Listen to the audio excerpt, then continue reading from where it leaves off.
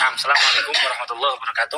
Bismillah, alhamdulillah, wassalatu wassalamu ala rasulillah Sayyidina Muhammad ibn Abdullah wa ala alihi wa sahbihi wa mawalah, la hawla wa la quwata illa billah, amma ba'da. Baik, kami akan memaparkan apa yang kemudian menjadi landasan kami ini bertabaruk dengan Quburus Shalihin. Oke, langsung saja. Di situ ada dua kata, tabaruk dan Quburus Shalihin. Yang pertama, mengenai definisi tabaruk. Kata Al-Imam Syekh Saleh bin Abdul Aziz Al-Syekh dalam kitab At-Tamhid li Syarhi Kitab Tauhid. Beliau mengatakan, "Fatabarruk huwa talabul khairul katsir." Yang namanya tabarruk ini adalah mencari kebaikan yang banyak. Ini saya baca secara cepat karena yang saya bacakan cukup banyak. Kemudian yang kedua, apakah di makamnya orang soleh ini kemudian ada berkah? Itu kan menjadi pertanyaan kedua. Apakah kemudian di makamnya orang soleh itu ada berkah? Jadi langsung saja saya mengutip pendapatnya Al-Imam Ibnu Taimiyah dalam kitab Iqtida'u Shiratal Mustaqim. Saya terjemahkan secara bebas karena ibarahnya cukup panjang. Beliau mengatakan bahwasanya karomah-karomah yang muncul di kuburnya orang-orang soleh, berupa hal-hal yang khawariqul adat, kemudian di situ ada nuzulil anwar, kemudian ada malaikat, ada yang malaikat menjaga dari syaitan, dari hewan dan sebagainya. Kemudian mensyafaati orang-orang yang ada di sebelahnya. Kemudian kita dianjurkan untuk berkubur di situ. Kata Ibn Taimiyah, itu adalah fajin suhada haqqun. Jadi beliau, itu dilihat di ini adalah sesuatu yang hak. Jadi tabaruknya sudah kami definisikan, subutul barokah, subutul karomah fi kuburi sholihin sudah kita paparkan langsung dari Iqtida'u Shiratal Mustaqim. Nah, kemudian apakah dasar penguat kami untuk melakukan tabaruk semacam ini? Saya bacakan secara cepat. Yang pertama dari Al-Imam Abu Bakar bin Huzaimah. Nah, yang mana beliau memuliakan makam Imam Ali bin Musa Ar-Ridha. Bisa dilihat dalam kitab Tahdzib lil Imam Ibn Hajar Al-Asqalani dalam juz 7 halaman 388. Yang kedua, Al-Imam Ibnu Hibban dalam kitab beliau As-Siqat, kama huwal ma'ruf, bagaimana kita ketahui, As-Siqat ini penulisan beliau secara pribadi. Jadi bukan nukilan orang, beliau nulis. Beliau di kitab As-Siqat itu melakukan eksperimen bahkan. Qad jarabtu miraran, saya berkali-kali bertawasul di makamnya Imam Ali Ar-Ridha. Saya berdoa di sana, maka kemudian hajatku, kesulitanku dilepaskan oleh Allah Subhanahu wa taala. Itu yang kedua.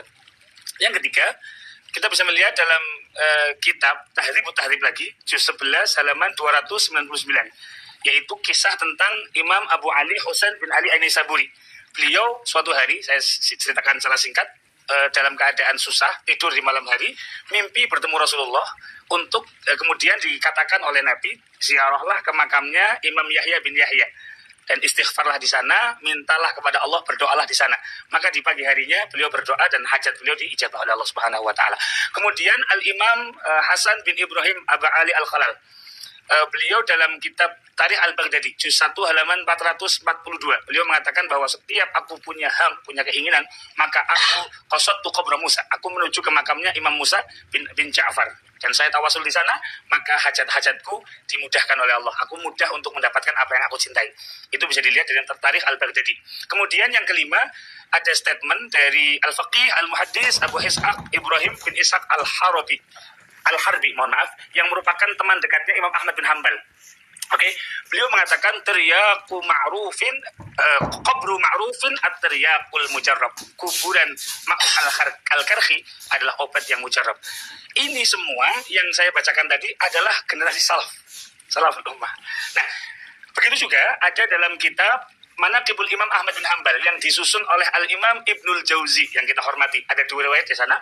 Yang pertama dari Ummul Khati'i yang diceritakan bahwa beliau wafat, kemudian oleh keluarganya dimakamkan di sebelahnya kuburan Imam Ahmad bin Hanbal. Maka suatu hari ada kerabatnya yang menanyakan dalam mimpinya, di mimpinya ketemu dengan Ummul Khati'i, bagaimana keadaanmu wahai Ummul Khati'i?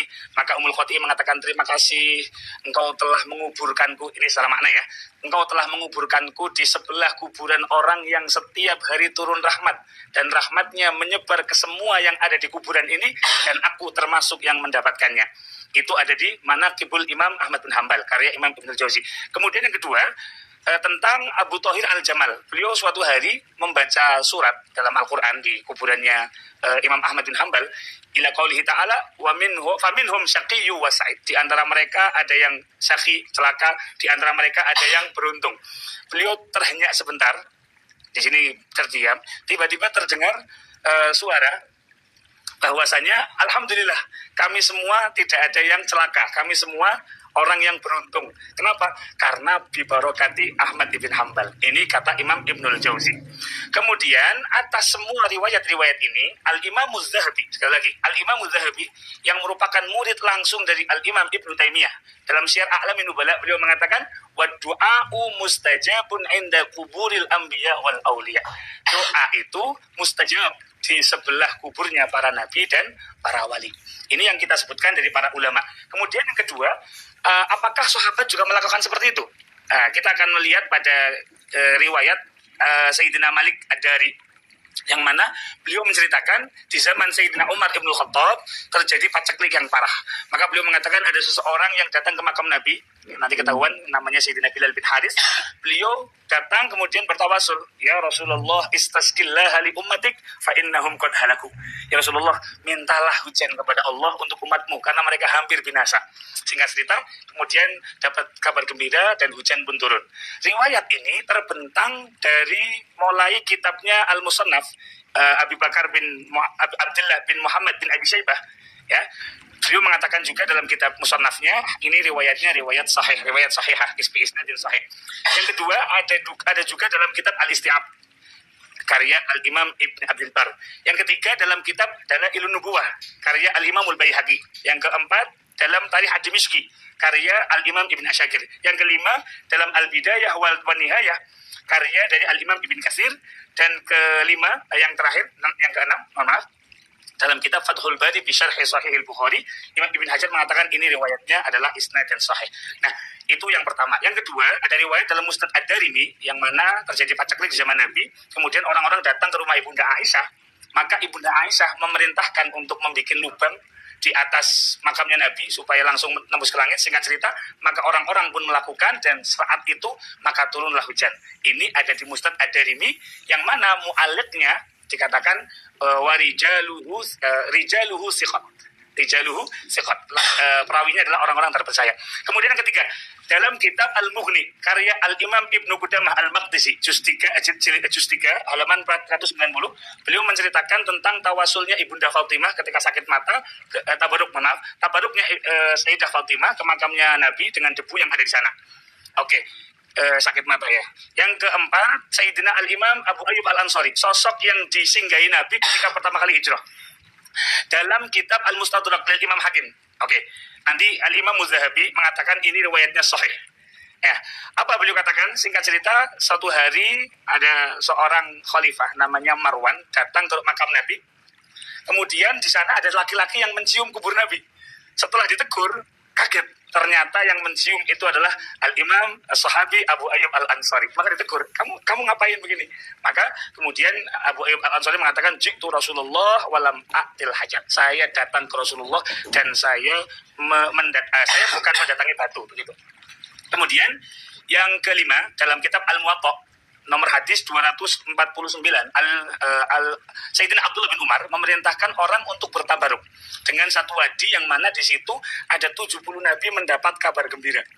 Singkat cerita, ketika menjelaskan hadis ini, Sahibut Tamhid Al-Imam Ibnu Abdul Bar dalam syarah Muwatta'nya At-Tamhid, ya, beliau mengatakan hadis ini adalah dalil diperbolehkannya mengambil berkah dengan tempat para nabi dan orang-orang soleh serta maqamatihim, kemudian masakinihim, tempat tinggal mereka.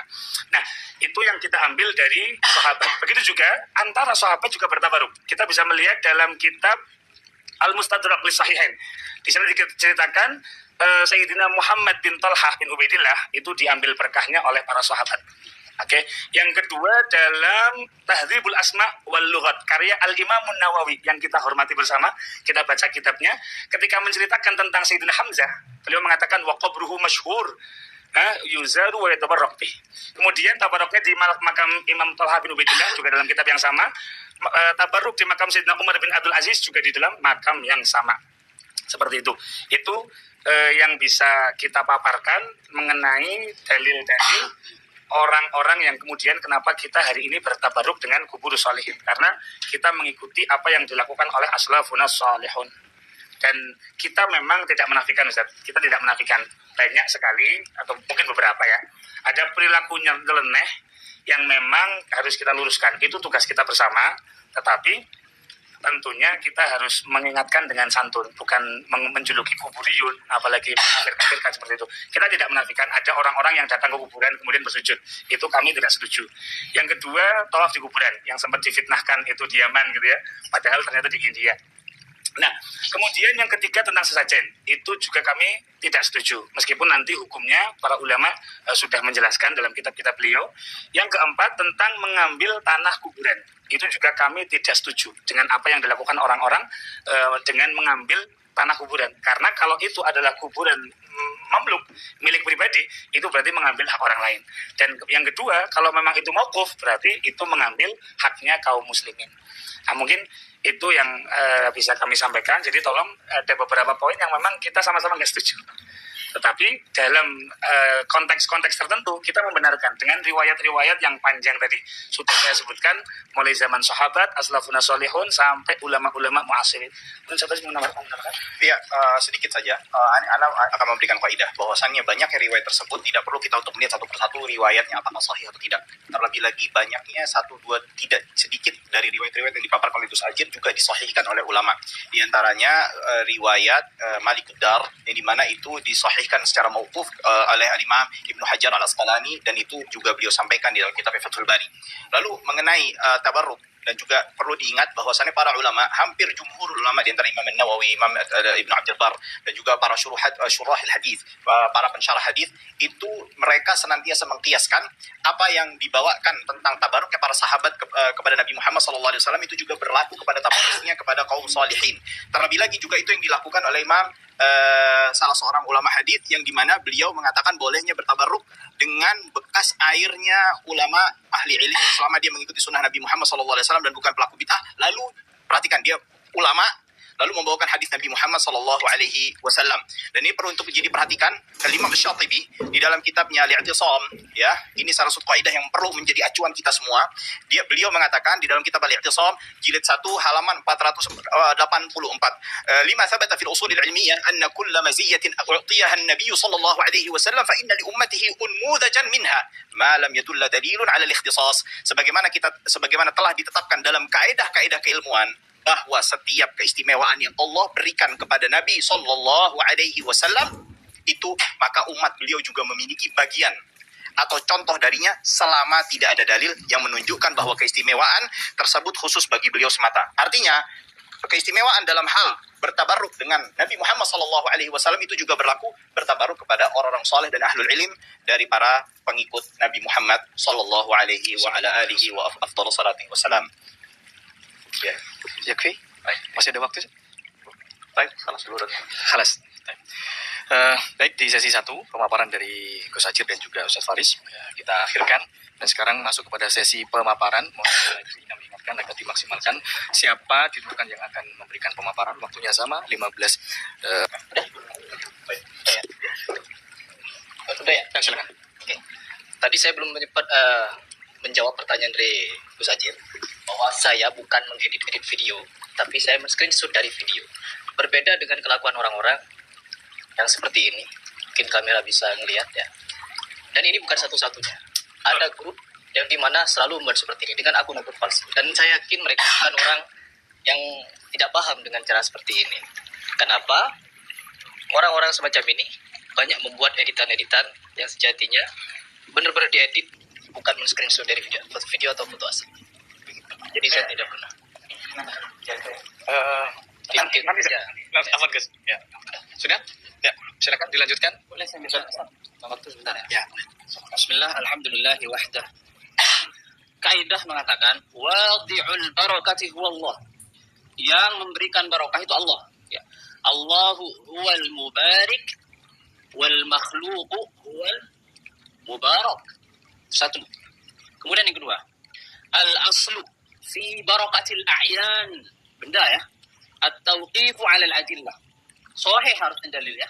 bukan yang mungkar, bukan yang dhaif, bukan yang dipermasalahkan riwayat. Satu. Kemudian yang kedua, al-aslu fi barakatil azminah at-tauqifu 'ala al-adillah. Al-aslu fi barakatil amkinah at-tauqifu 'ala al-adillah. Hukum asalnya berkahnya waktu, berkahnya tempat itu harus berlandaskan dengan dalil yang sahih yang tidak bermasalah di isnadnya. Kemudian al-barakatu dzatiyatun muntakhilah wa ma'nawiyatul lazimah. Ini bi'tibari taksim. Jadi berkah itu zat yang berpindah dan ma'nawiyah yang lazim. Dan misalnya jangan digabung, gitu kan? Yang dzatiyah itu hanya ada pada diri Rasulullah sallallahu alaihi wasallam. Kemudian yang terakhir, sifatut tabarruk at-tauqifu 'ala al-adillah. Ma'u zamzam barakah. Tapi kalau dimandiin ke mobil, aina daliluka? Di mana dalilnya? Itu aja. Syukron. Silakan. Insyaallah. Semangat kalian untuk Ustaz, luar biasa. Ya. Silakan, Ustaz. Saya cuman banyak ya Gus Ajir menyampaikan, Masya Allah. Ibnu Taimiyah, Ibnu Khuzaimah, Ibnu Hibban, An-Nasai, Masya Allah. Hampir ya, puluhan. Kitab-kitab pun puluhan. Dalam Al-Quran Allah Subhanahu wa Ta'ala perintahkan kita, ya ayyuhalladzina amanu ati'ullaha wa ati'ur rasula wa ulil amri minkum. Fa in tanaza'tum fi syai'in, kalau kalian berselisih dalam satu perkara, farudduhu ilallahi war rasul, kembalikan kepada Allah dan Rasul. Apa maksudnya kembali kepada Allah dan Rasul? Sekarang kan kita berselisih nih, tabarruk di kuburan itu ada dalilnya nggak? Boleh apa enggak? Kalian bilang boleh, kami bilang nggak boleh. Berselisih kita. Apa perintah Allah? Farudduhu ilallahi war rasul, kembalikan kepada Allah dan Rasul. 7 riwayat disebutkan oleh Imam At-Tabari, kembalikan kepada Allah artinya kembalikan kepada Al-Quran. Kembalikan kepada Rasul sallallahu alaihi wasallam artinya apa? Kembalikan kepada hadis yang sahih. 7 riwayat. 3 riwayat dari Mujahid, 2 riwayat dari Maimun bin Mihran, 1 riwayat dari Qatadah Ibnu Di'amah As-Sadusi, dan 1 riwayat dari As-Suddi rahimahumullah jami'. Semua mereka bilang apa? Kembalikan kepada Allah dan Rasulnya, maksud kembalikan kepada Al-Quran dan Sunnah Nabi kita Muhammad SAW. Semua riwayat yang tersebutkan, Gus Ajir, wafaqakallah, itu debatable. Ada yang bilang sahih, ada yang bilang panjang, ini bukan di sini waktu pemaparan. Saya cuma minta kita kembali kepada adab yang diperintahkan oleh Allah Subhanahu wa Ta'ala. Karena kami dapatkan banyak dalil. Seperti sabda Nabi sallallahu alaihi wasallam, ya, laknatullahi 'alal yahudi wan nasara ittakhadhu qubur anbiya'ihim masajid. Laknat Allah atas orang-orang Yahudi dan Nasrani, mereka menjadikan kuburan-kuburan para nabi mereka sebagai masjid, tempat sujud, tempat ibadah. Nabi SAW mengatakan apa? Fala tattakhidul qubur masajid fa inni anhaakum an dzalik. Jangan kalian jadikan kuburan-kuburan itu sebagai masjid, sebagai tempat sujud, tempat ibadah. Karena sesungguhnya aku larang kalian dari perkara itu. Aku larang kalian dari perkara itu. Itu kata Nabi. Sekarang saya minta kepada Gus Ajir dan kepada Ustadz Faris, tolong bawakan kepada saya satu dalil. Ya, kita sepakat keberkahan Nabi Muhammad SAW dan para sahabat bertabaruk dengan tubuh Nabi, dengan rambutnya, dengan apa segala macam. Kita sepakat itu. Barakatul zamaniyah, bulan Ramadan, dan seterusnya. Barakatul makan, Masjid Nabawi, Masjidil Haram, dan seterusnya. Kita sepakat itu. Yang kita bahas kuburan orang soleh. Tolong tunjukkan kepada saya satu dalil, kepada kedua ustadz yang mulia ini, tunjukkan kepada saya satu dalil dari Al-Quran atau hadis yang sahih dari Rasulullah SAW yang mengajarkan kepada kita tabarruk, mengambil berkah di kuburan orang soleh. Tunjukkan satu dalil saja, nggak usah banyak-banyak. Kalau seandainya bisa didatangkan dalil itu, mari kita sama-sama tabarruk di kuburan. Kalau ada dalilnya. Ya. Saya minta satu dalil sahih, baik dari Al-Quran atau hadis Rasulullah SAW yang sahih. Kalau kita Ibnu Taimiyah, Ibnu Khuzaimah, Ibnu Hibban, segala macam, banyak itu, debatable. Kita bisa perdebatkan, panjang itu. Waktu nggak cukup. Al-Imam Malik rahimahullah mengatakan, semoga Allah merahmati beliau, kullun yu'khadhu min qawlihi wa yutrak illa sahib hadal qabr. Semua orang bisa diambil pendapatnya, bisa ditolak, kecuali penghuni kubur ini. Siapa? Rasulullah SAW. Antum bawakan sederet nama, antum bawa satu kontainer kitab, antum sebutkan semua namanya. Saya minta satu dalil, Gus. Saya nggak butuh itu, nama-nama itu. Kata yang saya ikuti Rasulullah SAW. Rasul Sallallahu Alaihi Wasallam. Kalau ada dalil itu, silahkan tunjukkan hadis sahihnya di mana, kita buka sama-sama. Ajaran tabarruk mengambil berkah di kuburan orang soleh. Ada nggak Nabi pernah ajarkan itu? Tolong tunjukkan. Kalau ada, saya mau juga. Kenapa? Karena kita diperintahkan oleh Nabi SAW mengikuti perintahnya. Kalau memang ada. Allah perintahkan, wa ma atakumur rasulu fakhuduhu wa ma nahakum anhu fantahu. Fattaqullah innallaha syadidul iqab. Apa yang diperintahkan oleh, yang didatangkan oleh Rasul itu kepada kalian, ambillah. Apa yang dilarang maka tinggalkan. Takutlah kalian kepada Allah, sungguhnya Allah Subhanahu wa taala itu sangat kuat, sangat keras siksaannya. Jadi jangan melebar kemana-mana. Ya, ini sama seperti ketika Gus Ajir buat video, konten video membela tangan Nabi Muhammad di kuburan. Ya, kemudian Gus Ajir menyebutkan itu di kitab Asy-Syaraful Muhattam, kitab Asy-Syaraful Muhattam. Kemudian Gus Ajir bilang apa? Ini kitabnya Imam As-Suyuti. Kemudian diwakilkan Suyuti itu begini. Tapi Gus Ajir tidak memperhatikan itu benar nggak kitabnya Suyuti. Saya bisa buktikan, paparkan bukti-buktinya. Al-Imam As-Suyuti punya kitab namanya Husnul Muhadarah. Beliau sebutkan buku-buku beliau di situ. Beliau nggak sebutkan Asy-Syaraful Muhattam. Dan saya bisa tunjukkan data dari Syekh Sufi besar di zaman ini. Beliau sendiri yang menyebutkan. Ya, ada indikasi kebohongan di situ. Tapi dipanjang lebar. Jadi, kita nggak boleh kemana-kemana sebutkan ini seperti ini. Apalagi ketika Gus Ajir sebutkan Ibn Iyas dalam tarikh Mesir. Ya, Ibn Iyas nggak punya kitab tarikh Mesir, Ustaz. Seakan-akan antum baca tarikh Mesir. Ternyata antum baca Wikipedia. Saya bisa buktikan itu. Tapi ini panjang ceritanya. Ya, panjang pembahasannya. Tapi kita kembali kepada dalil. Fa in tanaza'tum fi syai'in farudduhu ila Allah war Rasul. Kalau kalian itu berselisih dalam satu perkara, maka kembalikan kepada Allah, ini Al-Quran. Kembalikan kepada Rasul, yaitu sunnah Nabi Muhammad, hadis Nabi Muhammad SAW yang sahih. Saya sepakat, mau habaib, non habaib, mau salafi, mau NU, Muhammadiyah, kita semua cinta kepada Al-Quran dan hadis Nabi Muhammad SAW. Dan kita sepakat, dua sumber ini adalah sumber dalam agama kita. Tolong tunjukkan, Ustadz Faris dan Gus Ajir, tolong tunjukkan kepada saya satu dalil sahih. Nabi SAW pernah mengajarkan bertabarruk di kuburan orang soleh. Bukan badan Nabi, ya, bukan sahabat datang ambil rambut Nabi, atau minum dari bekas Nabi, atau mereka bertabarruk dari tempat Nabi pernah pegang seperti di mimbar dan seterusnya. Bukan itu yang saya tanyakan.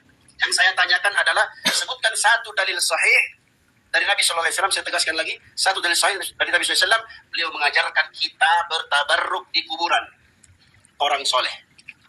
Kalau ada dalilnya, malam ini juga saya bertabarruk di kuburan orang soleh. Malam ini juga. Ini yang dapat saya sampaikan. Tolong jangan keluar kemana-mana. Ya. Dan saya harap Ustadz Faris, Gus Ajir, datangkan dalil itu. Kalau ada. Kalau nggak ada, bilang nggak ada. Selesai. Sebenarnya masih ada waktu yang mau dimanfaatkan. Masih berjalan 10 menit 29 detik. Saya kasih subsidi buat mereka berdua. Ustaz Taib, cukup, sepakat cukup. Kita hentikan. Sekarang kita berikan kesempatan untuk menanggapi Gus Ajir dan juga Ustaz Faris. Waktunya 5 menit. Persilahkan. Baik, oke. Yang pertama, barokah harus ada dalil yang jelas. Ini dari mana dalilnya? Dalilnya barokah harus ada dalil yang jelas. Nggak ada dalil seperti itu. Kita melihat bahwasannya para ulama menetapkan adanya barokah di tempat-tempat yang Nabi Muhammad SAW secara eksplisit tidak mengatakan, tidak pernah menceritakan dan memberitakannya atau memberitahukan kepada para sahabat. Dan kita mengetahui banyaknya para ulama-ulama di kala masa hidupnya mereka memberikan kebaikan dan memberikan sumbangsi kepada para umat yang kita ketahui asal kata barokah adalah kebaikan yang banyak dan langgeng. Ya, artinya ulama di masa hidup pun bisa memberikan barokah. Ya, apakah kita semua klarifikasi terlebih dahulu, apakah ini ulama fulan ini ada barokahnya dari Nabi Muhammad SAW? Tidak perlu seperti itu.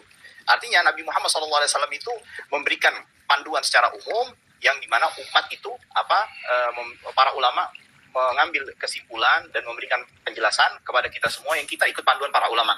Dikarenakan Allah Subhanahu wa taala berfirman, "Atiullaha wa atiur rasul wa ulil amri minkum." Ya, dan juga Allah Subhanahu wa taala berfirman, ya, "Fas'alu ahla dzikri in kuntum la ta'lamun." Dan juga Allah Subhanahu wa taala dalam banyak ayat yang memerintahkan kita semua untuk apa? Untuk bertanya kepada para ulama ulil amri minkum, ya, dan juga para ulama dari kalangan kaum muslimin, ya. Lalu yang selanjutnya adalah adanya mengenai dalil. Dalil jelas di mana Rasul sallallahu alaihi wasallam bersabda, "Alaikum bisunnati wa sunnatil khulafa'ir rasyidin al-mahdiyyin 'addu 'alaiha bin nawajis." Di mana maksudnya adalah Rasulullah sallallahu alaihi wasallam memerintahkan kepada kita semua untuk mengikuti pemahamannya para sahabat, mengikuti pemahaman beliau sallallahu alaihi wasallam atau metodologi beliau dan metodologi para sahabatnya. Dan kita melihat berdasarkan pemaparan yang disampaikan oleh Gus Ajir berapa banyak para sahabat yang bertabaruk, ya, antara dengan kubur Nabi Muhammad SAW dan bertabaruk satu sama lainnya. Kalau sekiranya ini sebuah hal yang batil, pastilah para sahabat ada yang mengingkarinya. Memang ada yang mengingkari sahabat Umar, tetapi Imam Al-Dhahabi menyatakan ini sebagai bentuk ketawaduan beliau, Sebagaimana juga Imam Ahmad pernah mengingkari ada orang yang berusaha bertabaruk kepada beliau, tetapi para aimah dari kalangan Hanabilah pun juga mengatakan ini sebagai bentuk ketawaduan, bukan mengingkari akan adanya dan kebolehannya untuk bertabaruk. Dan perlu untuk diketahui, Al-Imam Ahmad bin Hanbal, ya, sebagaimana yang diceritakan dan dijelaskan oleh anak beliau Abdullah di dalam kitabnya Al-Ilal wa Ma'rifatur Rijal. Al-Ilal wa Ma'rifatur Rijal itu kitab karya anak Imam Ahmad bin Hanbal yang bernama Abdullah, ya. Beliau berkata, "Sa'altuhu 'anil rajul." Ya, saya bertanya kepada ayah saya mengenai seseorang yang masuk mimbaran Nabi sallallahu alaihi wasallam wa yatabarraku bimasihi wa yuqabbiluhu wa yaf'alu bil qabr. Ya, dan orang tersebut bertabaruk kepada mimbarnya Nabi Muhammad SAW dengan cara memegang-megangnya, menyentuh-nyentuhnya dan mencium-ciumnya, dan juga melakukan hal yang sama terhadap kuburnya Nabi Muhammad SAW. Mithla dzalik aw nahwa hadza, atau semisal dengan perbuatan yang semisal dengan hal tersebut.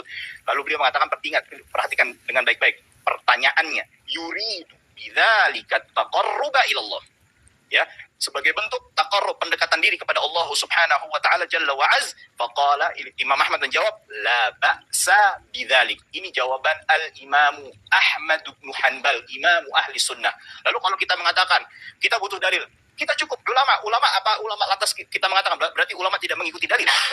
Mana yang lebih mengetahui dalil tentang dalil Al-Quran dan Sunnah, kita atau ulama sekelas Imam Ahmad bin Hanbal? Tentu orang yang baik pasti akan mengatakan tentu Imam Ahmad jauh lebih memahami tentang dalil daripada siapa? Kita semua. Perhatikan ini, kembali lagi saya tegaskan, ini di dalam kitabnya Al-Imam Abdullah ibn Ahmad ibn Hanbal, anak daripada Imam Ahmad bin Hanbal, yang mendokumentasikan hasil pertanyaan-pertanyaan beliau Abdullah bin Ahmad kepada ayahnya Ahmad bin Hanbal, dan juga banyak dari dalil-dalil yang lain. Artinya cukuplah apa yang dalil yang dibawakan Gus Ajir itu merupakan dalil. Dikarenakan apa? Kembali lagi, alaikum bisunnati wa sunnatil khulafa'ir rasyidin al-mahdiyyin. Dan menuntut dalil itu tidak harus dengan secara sharih, tegas. Bertabaruklah dengan ini, melakukanlah seperti ini, melakukan seperti ini. Ya ikhwan, para asatidz yang mulia, ketahuilah bahwa permasalahan ini banyak sedangkan dalil ini sedikit.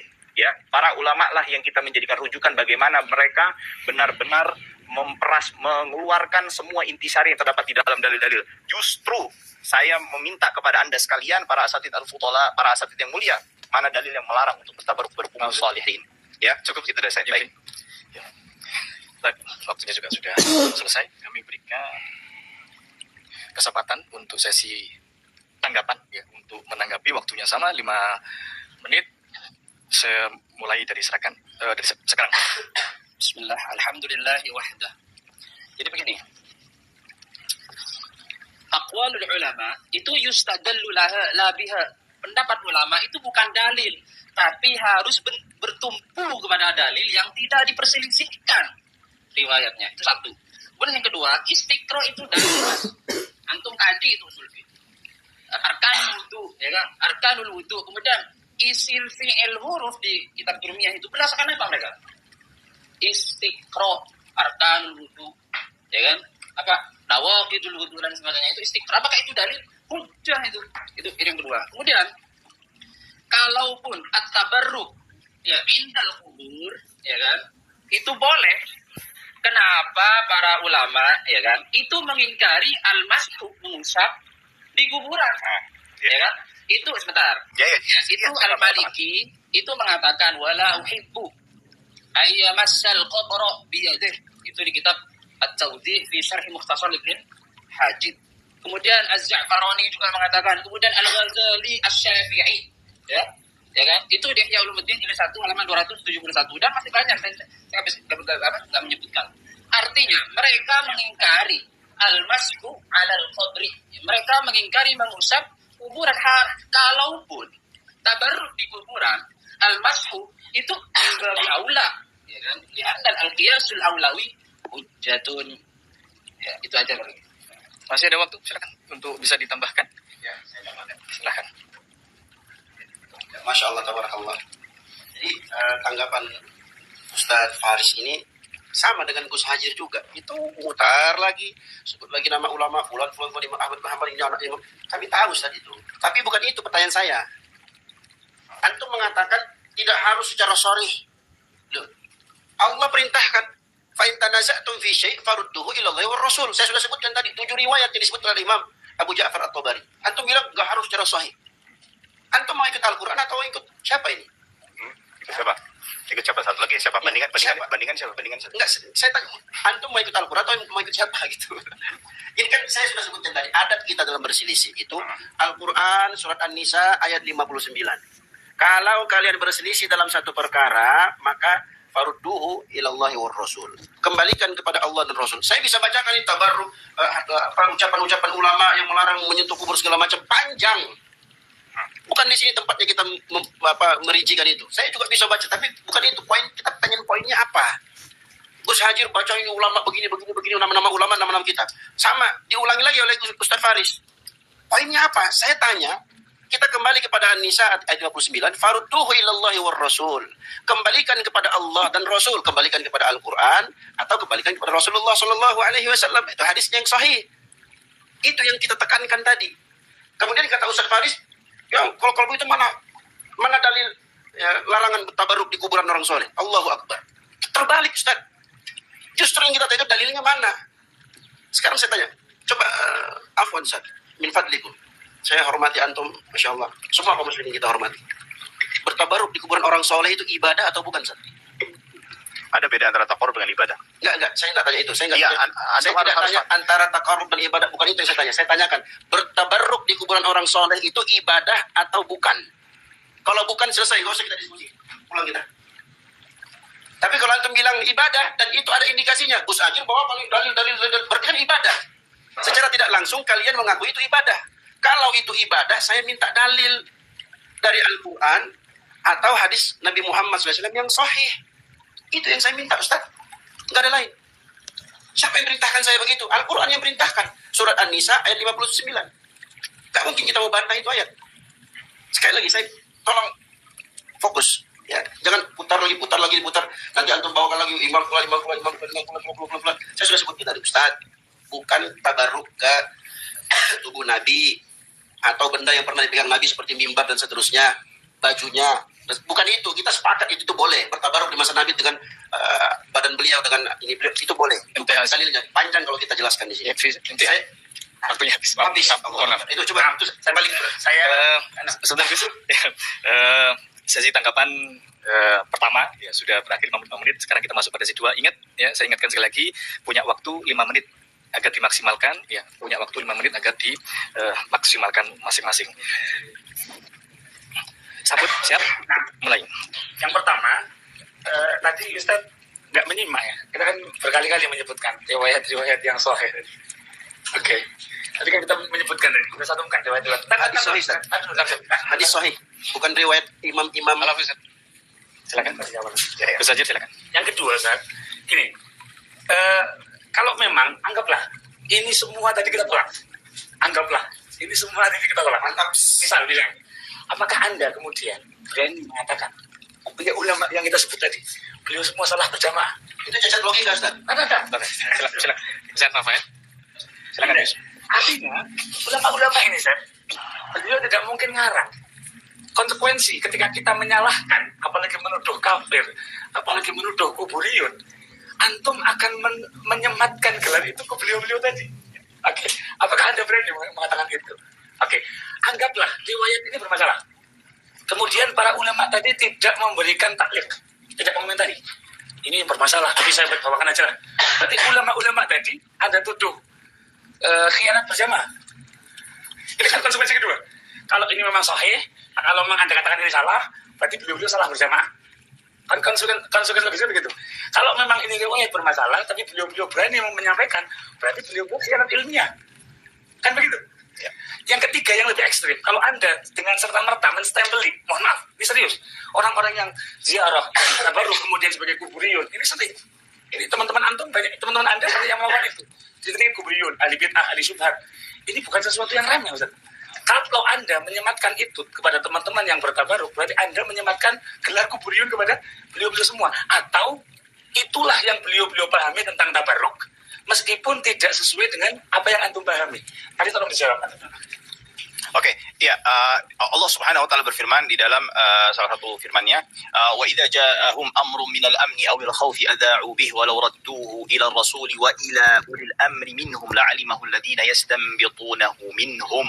Dan apabila kepada mereka suatu berita tentang keamanan ataupun ketakutan, mereka lalu menyiarkan, dan kalau mereka menyerahkannya kepada Rasul dan ulil amri di antara mereka. Artinya di sini Allah Subhanahu wa taala memerintahkan kepada kita semua untuk menyerahkan dan menanyakan kepada para ulama mengenai perkara agama kita. Sebagaimana tadi kembali lagi yang disampaikan Gus Ajir, apakah semua ulama ini bersepakat untuk melakukan kesalahan? Ya, bisa jadi Anda yang belum tahu dalilnya, ya, bukan ulama yang tidak mengerti dalilnya. Ya. Ya.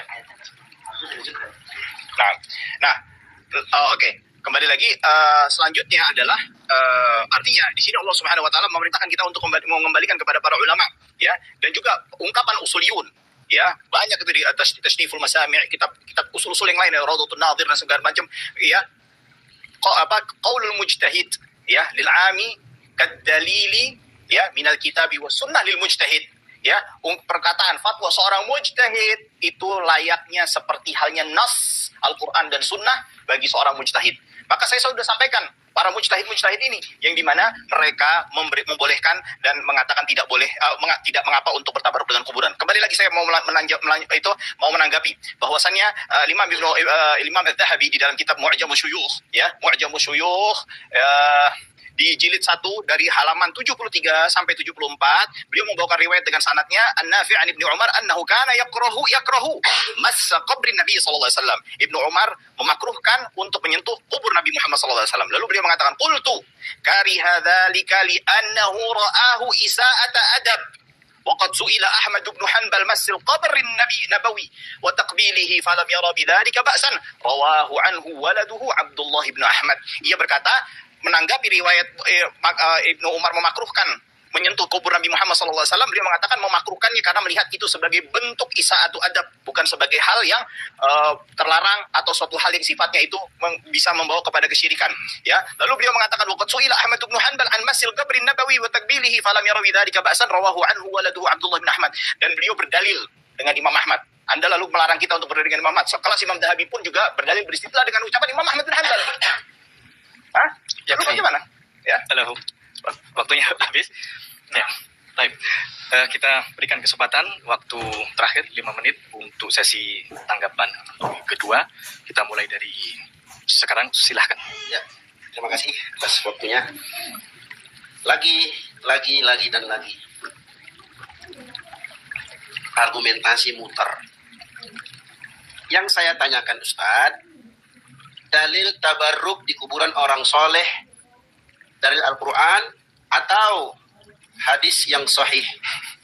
Itu yang saya tanya Ustaz. Saya nggak tanya antum mau coba kitab mu'jam apa segala macam. Saya sudah bilang itu debatable, bisa diperdebatkan panjang lebar, dan sudah kita buktikan tadi. Banyak hal ini waktu kita sempit. Ya. Kemudian Gus Ajir bilang nggak mungkin salah. Allahu Akbar. Manusia Ustaz. Imam Malik bilang apa? Kullun yu'khadhu min qawlihi wa yutrak illa sahib hadzal qabr. Semua orang bisa diambil pendapatnya dan dibuang kecuali penghuni kubur ini. Kenapa pula antum bilang enggak mungkin salah? Terus antum bilang nuduh kafir.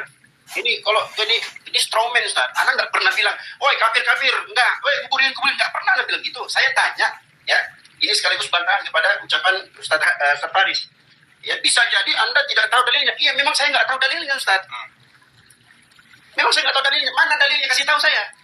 Kan saya sudah bilang tadi, tunjukkan dalilnya dari Al-Quran atau hadis Nabi Muhammad SAW, karena itu yang diperintahkan oleh Allah dalam surat An-Nisa ayat 59. Kalau sabar, Anda bicara saya nggak potong. Kalau ada dalilnya, saya sudah bilang tadi, sama-sama kita tabaruk di kuburan. Malam ini juga saya tabaruk di kuburan orang soleh. Kalau ada dalil dari Al-Quran atau hadis sahih dari Nabi Muhammad SAW, kenapa antum berdua tidak mau jujur? Ada bilang ada, nggak ada bilang nggak ada. Oh nggak ada Ustaz. Selesai. Antum mutar lagi, antum sebut kitab ini, imam pula, anak pula, ini pula. Bukan itu yang saya tanya Ustaz, afwan. Habis waktu, wallahi saya, ini karena hukum. Wallahi, Ahabakallah. karena ini perintah dalam agama kita. Fa'aslihu bain akhawaikum. Perintah dalam agama kita, innamal mu'minuna ikhwah. Fadzakir, berikan peringatan, sesungguhnya peringatan itu bermanfaat bagi orang-orang yang beriman. Saya cuma minta, Ustaz, tolong please jangan diulang-ulang lagi. Fokus pada pertanyaan saya. Berikan kepada saya, kasih tahu saya yang tidak tahu ini seperti yang saya sebutkan tadi. Kasih tahu saya dalil dari Al-Qur'an atau hadis Nabi Muhammad SAW mengajarkan kepada kita bertabarruk di kuburan orang soleh. Kalau ada dalilnya, detik ini, malam ini, saya Muhammad Tamrin Abu Zakaria Ad-Dawawi mengiklankan, semua yang nonton di YouTube ini. Saya tabarruk di kuburan orang soleh malam ini juga. Detik ini, pulang dari sini. Kalau ada. Kalau nggak ada, kenapa antum nggak mau jujur? Itu saja. Jadi jangan diulang lagi antum bawain riwayat ini. Banyak kami sudah siapkan. Dan kita tahu, ini sekarang dunia teknologi. Kita bisa searching, buka langsung, keluar semuanya. Saya kalau membuktikan bagaimana Gus Ajir, yang mohon maaf Gus. Ya, nantilah saya antum aja lah. Ya, tentang kitab Asyuti, Asyaraful Muhattam itu bukan kitab Asyuti. Wallahi bukan kitabnya. Dan saya punya bukti, itu nanti saya kirimkan ke antum semua insya Allah. Makanya saya bilang sama teman saya nggak mau angkat itu. Tapi tolong kasih saya jawaban. Kalau memang tabarruk di kuburan orang soleh ini ada dalilnya, ada jawabannya, ada ajaran dari Nabi Muhammad SAW, ayo sami'na wa ata'na.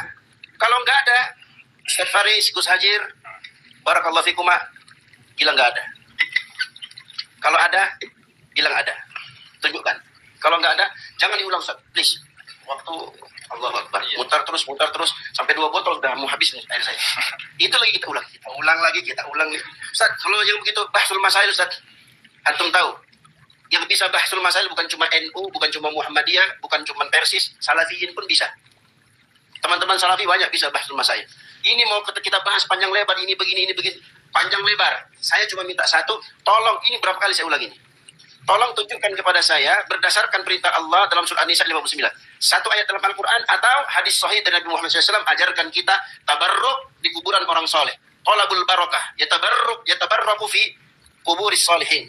Tolong tunjukkan. Karena kami pegang dalil. Kata Nabi apa? Fala tattakhidul kubur masajid fa inni anhaakum an dzalik. Jangan kalian jadikan kuburan itu sebagai masjid, sebagai tempat ibadah. Sesungguhnya aku larang kalian dari perkara itu. Nabi yang ngomong begitu.